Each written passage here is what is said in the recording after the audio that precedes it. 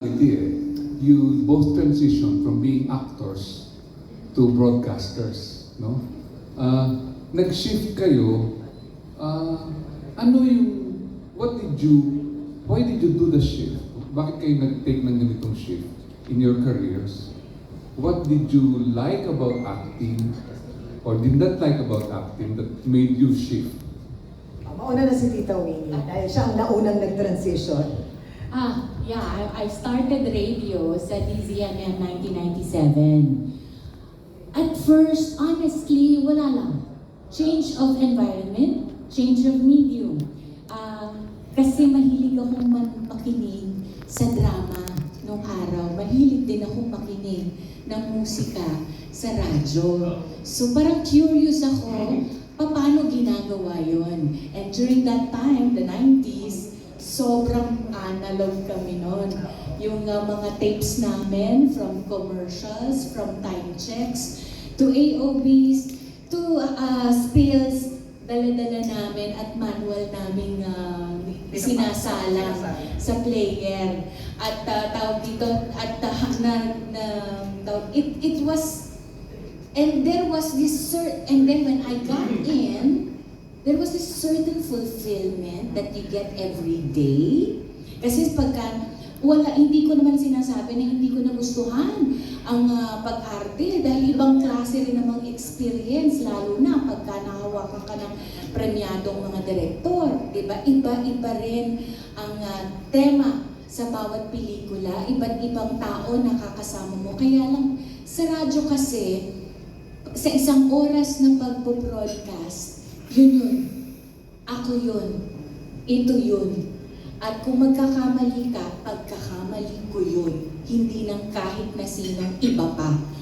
Kaya yung fulfillment, pagkatapos ng programa, unexplainable, overwhelming, lalo na pag maganda yung naging episode mo for that day. Kakaibang experience, kakaibang fulfillment, at kakaiba rin namang medium. So, yun po yung masasabi ko sa shift na nagawa. I think parang sabay tayo ng Tita Winnie kasi ikaw AM, ako naman FM. So, nung na-inform ako that there was a audition for the FM station ng ABS-CBN before, which is DWRR, Radio Romance yun.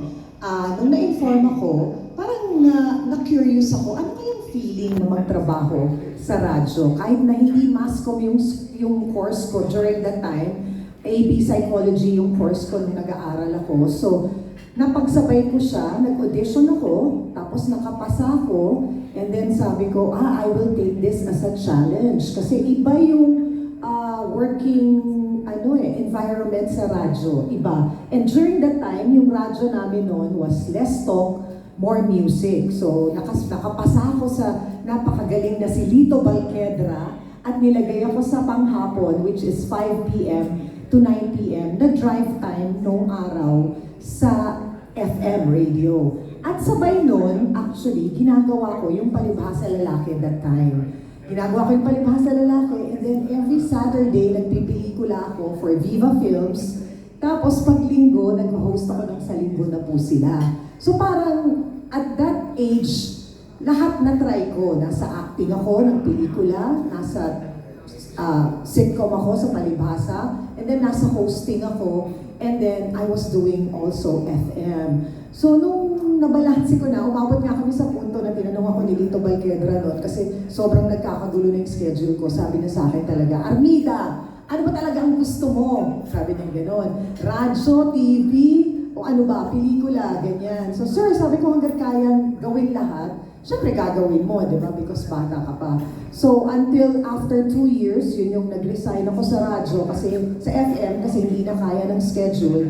And then, I was asked to do naman a program sa DZMM nung time na yon, which is yung Palibhasa Bagets, na every weekend. So, parang, di ko alam, parang nag-enjoy na rin ako, because yun nga, gaya ng sabi ni Tita Winnie, for me, sa FM naman, because I love music, I love telling stories through music.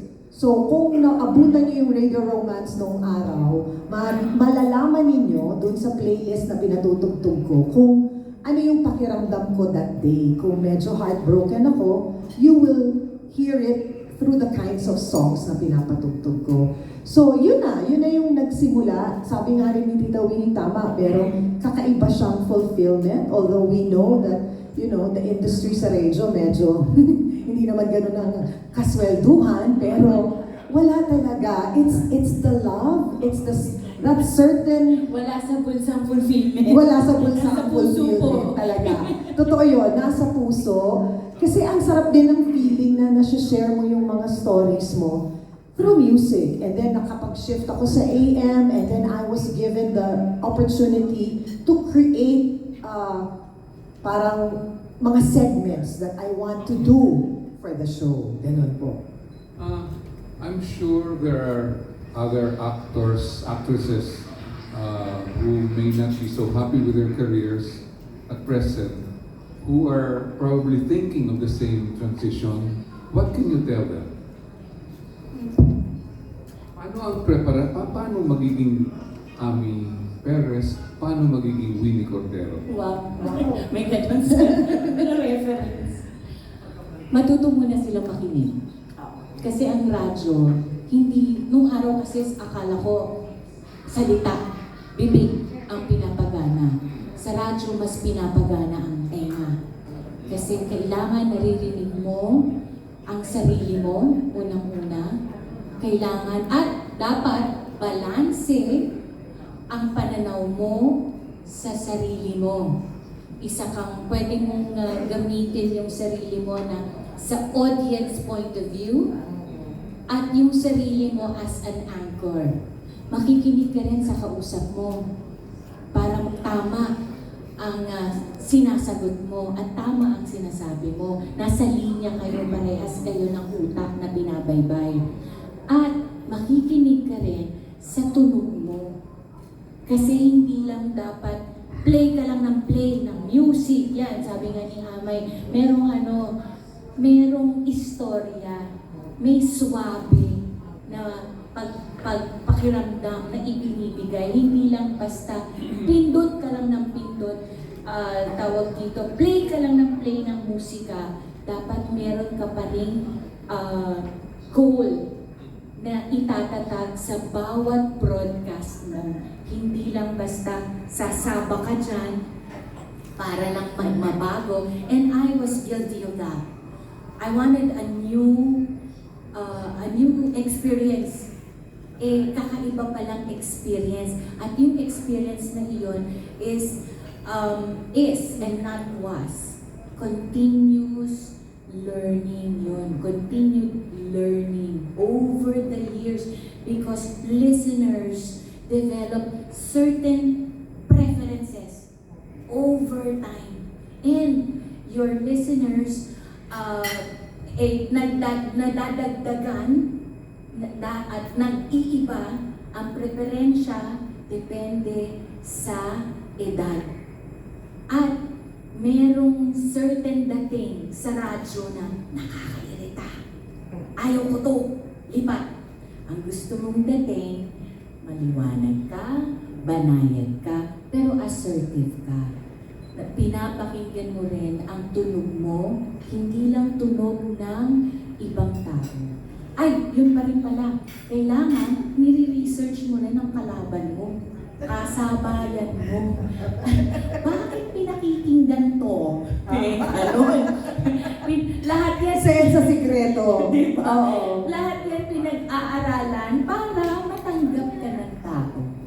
At saka siguro yung substansya ng sinasabi mo. Yun Yeah. So, it comes with a lot of preparation and dedication. Like, maniwala man kayo sa hindi, isipin yung old school ako, but up to now, I still have a notebook. I write notes there every single day kung sino ang nakakausap ko sa programa. At pag tinanong mo ko, sandali, sasabihin ko ganyan. Sasabihin ko sa executive producer, sandali lang, anong araw yan? November ganito? O sige, balikan natin. Si ganito yan, si McCoy. Ito yung pinagdaanan niya, bak. Ito yung naging resolution. Ito yung pinatugtog kong kanta. Bakit? Para alam ko kung nag-uulit pa ako ng songs na pinapakanta or pinapa-play sa oras na programa ko. I make sure na Naka-notes lahat yan. I come prepared. Kumbaga sa gera, hindi ka pwedeng pupunta na, bakbakan lang! O sige, ganito. No. Siguro through time, yun yung naging training namin. Hindi ko alam kung saan ko siya nakuha. Marahil nakuha ko kay Tita Gloria Romero, kay Anita Linda, yung mga nakikita ko noong araw na nakasama ko na dumadating sila sa set na prepared, aral, alam kung ano yung gagawin. Old school. Old school. Maniwala kayo sa hindi, nagpunta ako sa Google Office para makipag-meeting sa mga taga-YouTube. Lahat sila naka-laptop, tawang-tawa sila sa akin. Sabi ko, excuse me, but your Chang Ami has a notebook and a ball pen. Ito pa rin ako, susulat ko. Just trivia lang. Pareho kami ni Amay na mahilig sa notebook at sa iba't ibang kulay ng Ball ballpen. pen, yes. Kasi kung makikita niyo yung notebook namin, kada comment, may ibang kulay. Oo, Diba? yes. Pareho kami. May representasyon. And even during the time nung gumagawa kami ni Tita Winnie ng morning show, talagang for me, sinapuso ko talaga yon na hanggat maaari, hanggat may oras bago umere, babasahin namin yung script, prepare kami, even how to pronounce certain words. Kailangan paulit-ulit yan, aaralin namin. Kasi pag nagkamali ka, pag-aaralan kung paano sasabihin, kasi pag nagkamali ka, ang hirap ng bawiin. So, I guess that's part of yung mga pinagdaanan namin ni Tita Winnie na palos pareho. Ganun. But congratulations sa inyong dalawa. Thank you po. Surely, itong move na ito,